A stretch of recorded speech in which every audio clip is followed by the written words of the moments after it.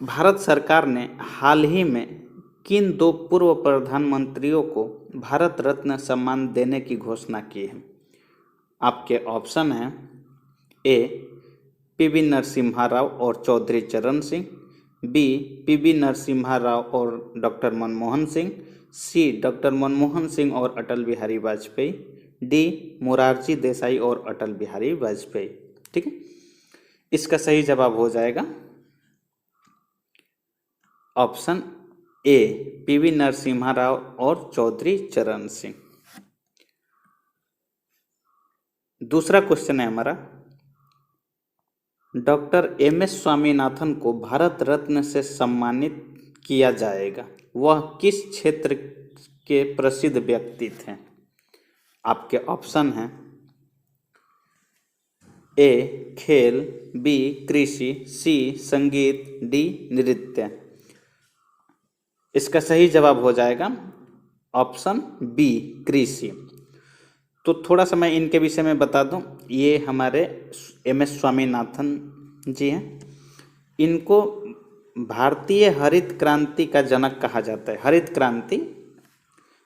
क्रांति भारत में हरित क्रांति का जनक डॉक्टर एम.एस. स्वामीनाथन। ठीक है, तो हरित क्रांति का जनक किन्हें कहा जाता है? Doctor MS. स्वामीनाथन को। इनको भारत रत्न से सम्मानित किया जाना है। ठीक है, चलिए, तो ये हरित क्रांति याद रहेगा तो आप लोग को पता चल जाएगा कि किस क्षेत्र से संबंधित है, तो कृषि से।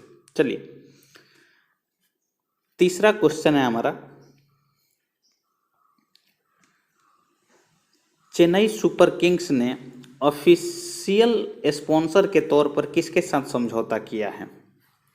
आपके ऑप्शन हैं ए पेटीएम, बी आकाशा एयरवेज, सी एतिहाद एयरवेज, डी सोनी मैक्स। इसका सही जवाब हो जाएगा ऑप्शन सी एतिहाद एयरवेज। चौथा क्वेश्चन है हमारा, वन नेशन वन इलेक्शन समिति के अध्यक्ष कौन हैं?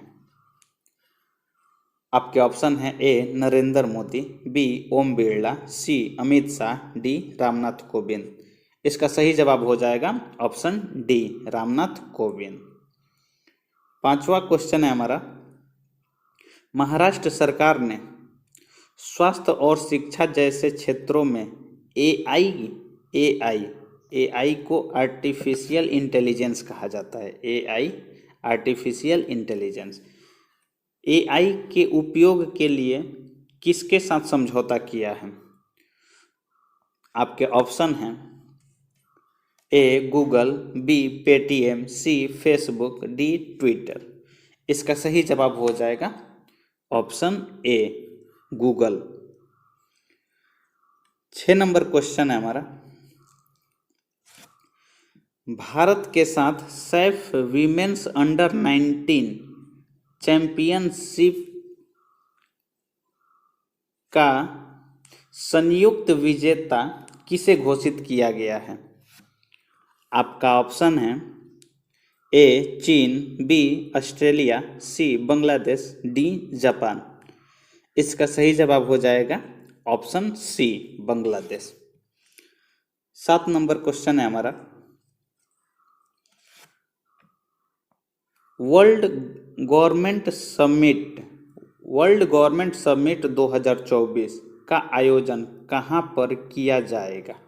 यानी जगह का नाम बताना है कहाँ पर किया जाएगा। आपके ऑप्शन हैं A Qatar, B Australia, C Bangladesh, D Dubai. इसका सही जवाब हो जाएगा ऑप्शन डी दुबई। 8 नंबर क्वेश्चन है हमारा, हाल ही में विद्यांजलि स्कॉलरशिप प्रोग्राम किसने लॉन्च किया है? आपके ऑप्शन हैं A Arvind Kejriwal, B Amit Shah, C Piyush Goyal, D Pramod Sawant. इसका सही जवाब हो जाएगा ऑप्शन सी पीयूष गोयल। 9 नंबर क्वेश्चन है हमारा,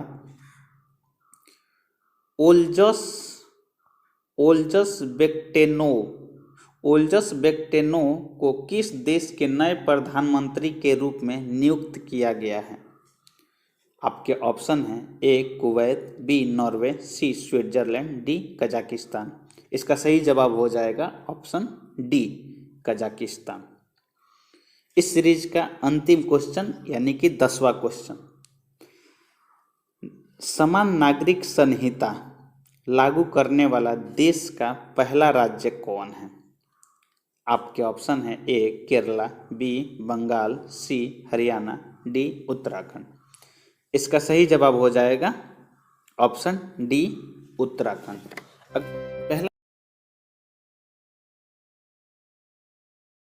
पहला क्वेश्चन है, पीएम सूर्य घर मुफ्त बिजली योजना को किसने लॉन्च किया? आपके ऑप्शन हैं ए द्रौपदी मुर्मू, बी नरेंद्र मोदी, सी राजनाथ सिंह, डी एस जयशंकर। इसका सही जवाब हो जाएगा ऑप्शन बी नरेंद्र मोदी। आइए थोड़ा सा इनके विषय में जानते हैं कि आखिर ये जो स्कीम लाए हैं इसमें है क्या। तो देखिए, कहा जा रहा है प्रधानमंत्री नरेंद्र मोदी ने पीएम सूर्य घर मुफ्त बिजली योजना को लॉन्च किया है। इस योजना के तहत 1 करोड़ घरों को 300 यूनिट तक मुफ्त बिजली प्रदान किया जाएगा। इस योजना पर 75,000 करोड़ से अधिक खर्च किया जाएगा। सोलर पैनल लगाने की योजना की घोषणा केंद्रीय वित्त मंत्री निर्मला सीतारमण ने 2024-25 के अंतरिम बजट के दौरान की थी। ठीक है, तो ये हो गया आपका पीएम सूर्य घर मुफ्त बिजली योजना के विषय में थोड़ा सा जानकारी। चलिए अगला क्वेश्चन देखते हैं सीरीज का।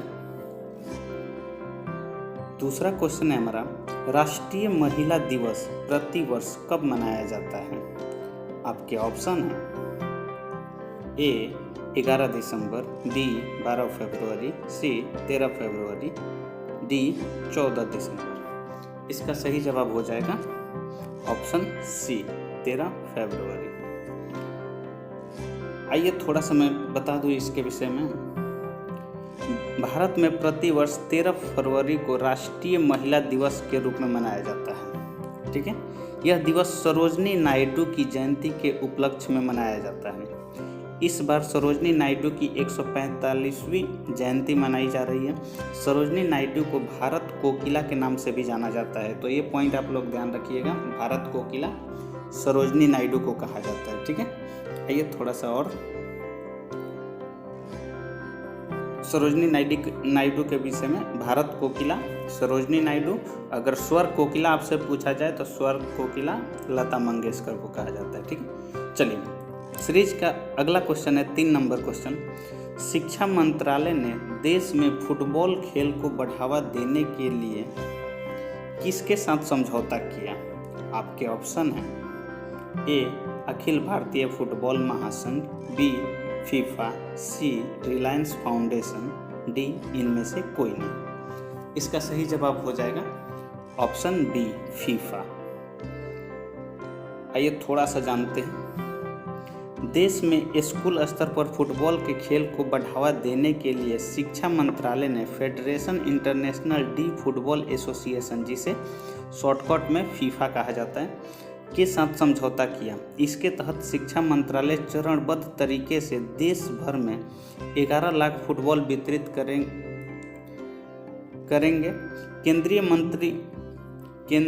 केंद्रीय शिक्षा मंत्री धर्मेंद्र प्रधान ने 9 फरवरी को फुटबॉल फॉर स्कूल कार्यक्रम के तहत ओडिशा में 17 जिलों के 1260 स्कूलों में फुटबॉल का वितरण किया गया था। ठीक है, तो ये पॉइंट आप लोग इसमें ध्यान रखिएगा। चलिए सीरीज का अगला क्वेश्चन है, भारत के पहले चीफ ऑफ डिफेंस स्टाफ दिवंगत जनरल बिपिन रावत की प्रतिमा का अनावरण कहाँ किया गया? आपके ऑप्शन हैं ए नई दिल्ली, बी वाराणसी, सी हरिद्वार, डी देहरादून। इसका सही जवाब हो जाएगा ऑप्शन डी देहरादून। आइए थोड़ा सा जानते हैं, रक्षा मंत्री राजनाथ सिंह ने भारत के पहले चीफ ऑफ डिफेंस स्टाफ दिवंगत जनरल बिपिन रावत की प्रतिमा को देहरादून में अनावरण किया। इस अवसर पर उत्तराखंड के मुख्यमंत्री पुष्कर सिंह धामी भी उपलब्ध थे। पहले chief of defence staff general Bipin Rawat ने 1 जनवरी 2020 को पदभार संभाला था। ठीक है, तो ये पॉइंट आप लोग ध्यान रखिएगा। चलिए, सीरीज का अगला क्वेश्चन है, हाल ही में दत्ताजीरो कृष्णराव गायकवाड़ का निधन हो गया, वह किस खेल से संबंधित हैं? आपके ऑप्शन हैं A football, B cricket, C hockey, D badminton. इसका सही जवाब हो जाएगा ऑप्शन डी क्रिकेट। ये थोड़ा सा जानते हैं, भारत के पूर्व कप्तान दत्ताजीरो कृष्णराव गायकवाड़ का हाल ही में निधन हो गया है। वह 95 वर्ष के थे। अपनी मृत्यु से पहले वह सबसे उम्रदराज जीवित भारतीय क्रिकेटर के रूप में जाने जाते थे। गायकवाड़ ने प्रथम श्रेणी क्रिकेट में बड़ौदा का प्रतिनिधित्व किया और उनके नेतृत्व में टीम ने 1957-58 सीजन में रणजी खिताब जीता था। ठीक है, चलिए अगला क्वेश्चन है सीरीज का, भारत में राष्ट्रीय उत्पादकता दिवस हर साल कब मनाया जाता है? आपके ऑप्शन है ए 11 दिसंबर, बी 12 फरवरी, सी 13 दिसंबर, डी 14 जनवरी। इसका सही जवाब हो जाएगा ऑप्शन बी 12 फरवरी। आइए थोड़ा सा जानते हैं, भारत में हर साल राष्ट्रीय उत्पादकता परिषद की स्थापना के उपलक्ष्य में राष्ट्रीय उत्पादकता दिवस मनाया जाता है। इसके साथ ही 18 फरवरी तक चलने वाले उत्पादकता सप्ताह की भी शुरुआत हुई। राष्ट्रीय उत्पादकता परिषद की स्थापना 1958 में वाणिज्य और उद्योग मंत्रालय द्वारा एक स्वायत्त इकाई के रूप में की गई थी। ठीक है, ये पॉइंट ध्यान रखिएगा इसमें। चलिए अगला क्वेश्चन है हमारा, प्रसिद्ध साहित्यकार उषा किरण खान का हाल ही में निधन हुआ है, वह किस राज्य से संबंधित है? आपके option A Bihar, B UP, C MP, D Karnataka. इसका सही जवाब हो जाएगा ऑप्शन ए बिहार। आइए थोड़ा सा इनके विषय में भी जानते हैं। साहित्य एवं शिक्षा के क्षेत्र में अपने अतुलनीय योगदान के लिए पद्म श्री पुरस्कार से सम्मानित वरिष्ठ हिंदी लेखिका उषा किरण खान का निधन हो गया। वो पिछले कुछ दिनों से बीमार थी। उनके लेखन में मिथिला का इतिहास, कला, संस्कृति और समाज का सौंदर्य भी दिखता था। मुख्यमंत्री नीतीश कुमार ने प्रसिद्ध साहित्यकार डॉक्टर उषा किरण खान के निधन पर गहरी शोक संवेदना व्यक्त की है। भारतीय पुरस्कार से सम्मानित उषा किरण खान का जन्म 24 अक्टूबर 1945 को बिहार के दरभंगा जिले के लहेरिया सराय में हुआ था। उषा किरण खान ने भामती, एक अविस्मरणीय प्रेम कथा, सृजनहार, पानी पर लकीर, फागुन के बाद, सीमांत कथा और हसीना मंजिल समेत कई उपन्यासों की रचना की है। तो ये क्वेश्चन अभी आपसे पूछा जा सकता है, खासकर जो भी अभी बिहार का कोई भी अगर एग्जाम होता है तो उसमें ये जरूर पूछा जाएगा। ठीक है, तो इसलिए इसको ध्यान रखिएगा आप लोग। चलिए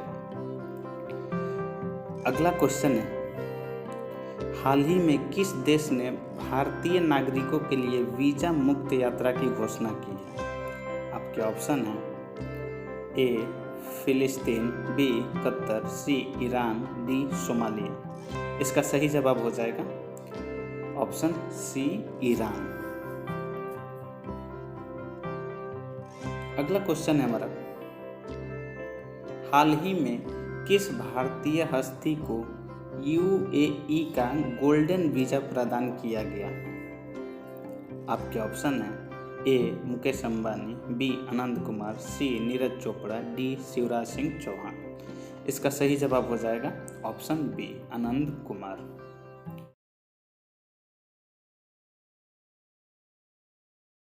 पहला क्वेश्चन है, हाल ही में चेन्नई ओपन टेनिस टूर्नामेंट का एकल खिताब किसने जीता? आपके ऑप्शन हैं A Andy Murray, B Sumit Nagal, C Rohan Bopanna, D Luca Nardi. इसका सही जवाब हो जाएगा ऑप्शन बी सुमित नागल। दूसरा क्वेश्चन है आईसीसी अंडर 19 विश्व कप 2024 का टाइटल किस देश ने जीता? आपके ऑप्शन है ए भारत, बी श्रीलंका, सी ऑस्ट्रेलिया, डी दक्षिण अफ्रीका। इसका सही जवाब हो जाएगा ऑप्शन सी ऑस्ट्रेलिया। थोड़ा सा इसके विषय में जानते हैं। गत विजेता ऑस्ट्रेलिया ने आईसीसी अंडर 19 विश्व कप 2024 के फाइनल में भारत को हराकर टाइटल अपने नाम किया है। ठीक है, भारत को हराकर ऑस्ट्रेलिया जीता है। यह चौथा मौका है जब ऑस्ट्रेलिया ने यह खिताब जीता है। चौथी बार हो गया ऑस्ट्रेलिया का। यह लगातार तीसरा मौका है जब ऑस्ट्रेलिया ने फाइनल में भारत को हराया, यानी भारत के साथ इसका 3 बार सामना हो चुका है। टूर्नामेंट में सर्वाधिक रन भारत के उदय सहारन ने बनाए और सर्वाधिक विकेट दक्षिण अफ्रीका के क्वेना मफाका ने लिया। ठीक है, तो ये पॉइंट आप लोग ध्यान रखिएगा अंडर 19 वर्ल्ड कप से। ठीक है, चलिए अगला क्वेश्चन है 3 नंबर। फिनलैंड के अगले राष्ट्रपति कौन होंगे? आपके ऑप्शन है ए PEKKA हाविस्टो, B Alexander Stubb, C David Cameroon, D इनमें से कोई नहीं। इसका सही जवाब हो जाएगा ऑप्शन बी अलेक्जेंडर स्टब। आइए थोड़ा सा जानने का प्रयास करते हैं इनके विषय में। फिनलैंड के पूर्व प्रधानमंत्री अलेक्जेंडर स्टब ने देश में हुए राष्ट्रपति चुनाव में ऐतिहासिक जीत दर्ज की है। ठीक है, नेशनल कोएलिशन पार्टी उम्मीदवार स्टब को 51.6% वोट मिला, वहीं हाविस्टो को 48.4% वोट मिले। स्टब 2014-15 में देश के प्रधानमंत्री के रूप में कार्य किया था। फिनलैंड एक उत्तरी यूरोपीय देश है। इसका सीमा स्वीडन, नॉर्वे, रूस से लगती है। फिनलैंड की राजधानी हेलसिंकी है। ठीक है, तो इतना पॉइंट आप लोग ध्यान रखेंगे। चलिए अगला क्वेश्चन है इस सीरीज का हमारा 4 नंबर क्वेश्चन है प्रधानमंत्री सूर्योदय योजना निम्न में से किससे संबंधित है? आपके ऑप्शन है ए सूरजमुखी की खेती से, बी ग्रामीण आवास से, सी बाल स्वास्थ्य से, डी रूफटॉप सोलर पैनल से। इसका सही जवाब हो जाएगा option D rooftop solar panel का मतलब कि छत पे जो सोलर प्लेट लगता है उसके विषय में कहा जा रहा है। ठीक है, तो छत पे जो सोलर लग रहा है उसी योजना को नाम दिया गया है प्रधानमंत्री सूर्योदय योजना। ठीक है, आइए थोड़ा सा इसके विषय में जानते हैं। कहा गया है कि हाल ही में पीएम मोदी ने प्रधानमंत्री सूर्योदय योजना को लॉन्च किया है। यह एक केंद्र प्रायोजित योजना है। इसके तहत 1 करोड़ से ज़्यादा घरों पर रूफटॉप सोलर पैनल लगाए जाएंगे, जिसकी मदद से लोगों को ऊर्जा का एक स्वच्छ साधन मिलेगा। प्रधानमंत्री द्वारा शुरू की गई इस योजना का उद्देश्य गरीब और मध्यम वर्ग के व्यक्तियों को रूफटॉप सोलर प्रोग्राम के तहत शामिल करना है। साथ ही इसका उद्देश्य ऊर्जा क्षेत्र में आत्मनिर्भर लाना है। ठीक है, तो ये आप लोग इतना पॉइंट ध्यान रखेंगे प्रधानमंत्री सूर्योदय योजना के विषय में। चलिए सीरीज का अगला क्वेश्चन है हमारा 5 नंबर। सुभाष चंद्र बोस आपदा प्रबंधन पुरस्कार 2024 संस्थागत श्रेणी में किसे प्रदान किया गया? आपके ऑप्शन हैं ए केंद्रीय रिजर्व पुलिस बल, B 60 parachute field hospital UP, C केंद्रीय औद्योगिक सुरक्षा बल, डी नेशनल कोस्ट गार्ड। इसके सही जवाब हो जाएंगे option B 60 parachute field hospital UP.